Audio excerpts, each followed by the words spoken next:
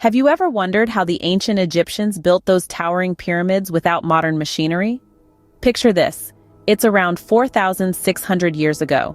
The scorching Egyptian sun blazes down on a bustling construction site where thousands of workers are moving massive stone blocks, each weighing approximately 2.5 tons.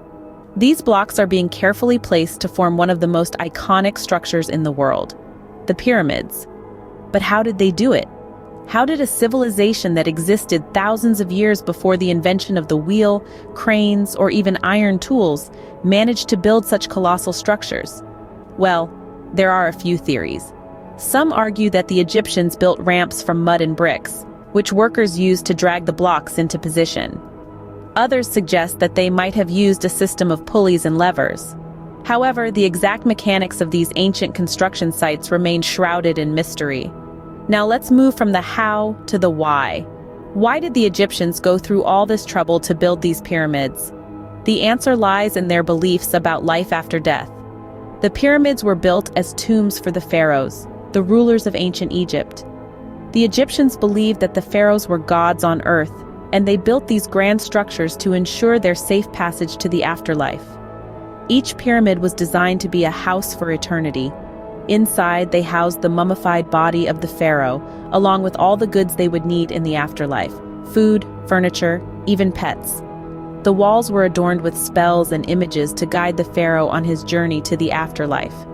From the intricate construction to the grandeur of the pharaohs, the pyramids are indeed a testament to the ingenuity of ancient Egypt. They stand as silent sentinels of time, reminding us of a civilization that, without the aid of modern technology, created wonders that have stood the test of time, captivating our imaginations for thousands of years. Do you know who was the most powerful person in ancient Egypt? It wasn't a general or a priest, but rather the pharaoh, a figure whose status was nothing short of godly. In the grand hierarchy of ancient Egypt, the pharaoh sat at the very top, holding not only political control, but also religious authority. The pharaoh was believed to be the living embodiment of Horus, the god of the sky, and was considered to be a direct intermediary between the gods and the people. This divine status was integral to the pharaoh's role, as they were responsible for maintaining Ma'at, the ancient Egyptian concept of truth, balance, order, and harmony. Pharaohs were not just spiritual leaders, but also the supreme commanders of Egypt's army and the architects of its great monuments. Their reigns, often marked by monumental construction projects, were seen as eras of prosperity and growth. Among the myriad of pharaohs that ruled ancient Egypt, two figures stand out for their fame and influence: Ramses II and Cleopatra VII. Ramses II, often known as Ramses the Great, is remembered for his military prowess and the colossal statues and temples he built, including the renowned Abu Simbel. His reign, which lasted an astonishing 66 years, was one of the longest in Egypt's history. On the other hand, the last active ruler of the Ptolemaic Kingdom of Egypt, Cleopatra, was equally influential, albeit for different reasons. Known for her intelligence and political acumen, Cleopatra is often remembered for her alliances with Rome's Julius Caesar and Mark Antony. Her life, marked by political intrigue and romantic entanglement, has been the subject of countless works of art and literature. The reigns of these pharaohs, along with many others, helped shape the rich tapestry of ancient Egyptian history. Their powerful influence extended far beyond their lifetimes, leaving a lasting legacy that continues to captivate us to this day. From rulers to gods, the pharaohs of ancient Egypt continue to intrigue us with their power and mystery. Their stories, etched in stone and passed down through generations, are a testament to the grandeur and complexity of ancient Egyptian civilization. Did you know that the world's earliest paper was invented in ancient Egypt? Yes, that's right. Long before the invention of the printing press, even before the development of parchment or vellum, the ancient Egyptians were busy crafting the world's first paper-like material, papyrus. The story of papyrus begins around 5,000 years ago, when Egyptians discovered that the papyrus plant, a tall, reed-like plant that flourished along the banks of the Nile, could be transformed into a writing surface. The inner bark of the plant was stripped, cut into thin strips, and then laid out in a crisscross pattern. The whole thing was then pounded flat and dried, creating a smooth, durable sheet that was perfect for writing. But papyrus was more than just a primitive form of paper. It represented a major leap forward in communication and record-keeping. For the first time in history, information could be written down, preserved, and passed on to future generations. Papyrus scrolls were used for a variety of purposes. They served as administrative documents, legal texts, medical treatises, religious texts, and even as a canvas for artists.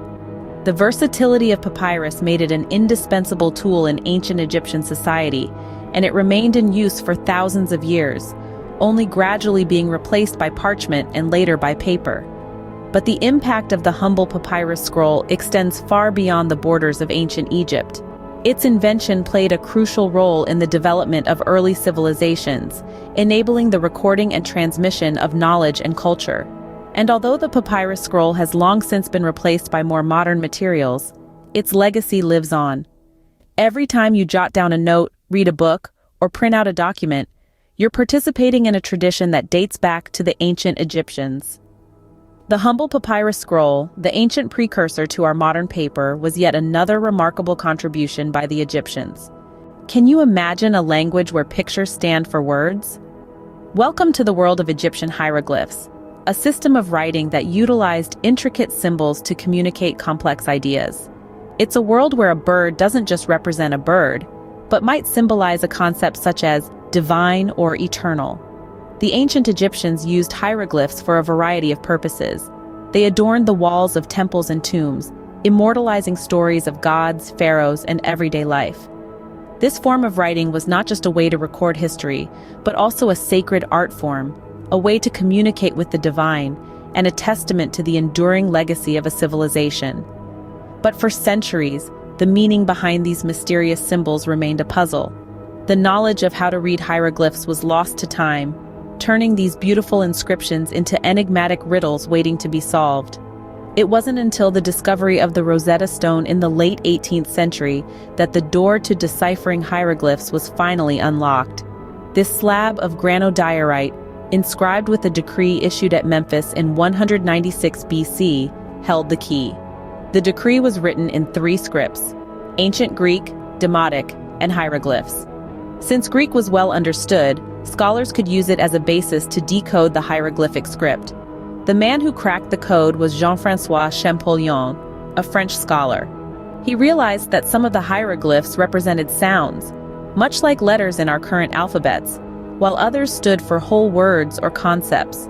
It was a groundbreaking discovery, one that allowed us to finally hear the voices of the ancient Egyptians, echoing through the millennia. Deciphering the hieroglyphs was a monumental task, akin to learning an entirely new language, but the reward was immense. With every symbol decoded, a piece of the vast, rich tapestry of the ancient Egyptian civilization was revealed. Decoding the hieroglyphs was like unlocking a door to the past, revealing the secrets of this ancient civilization.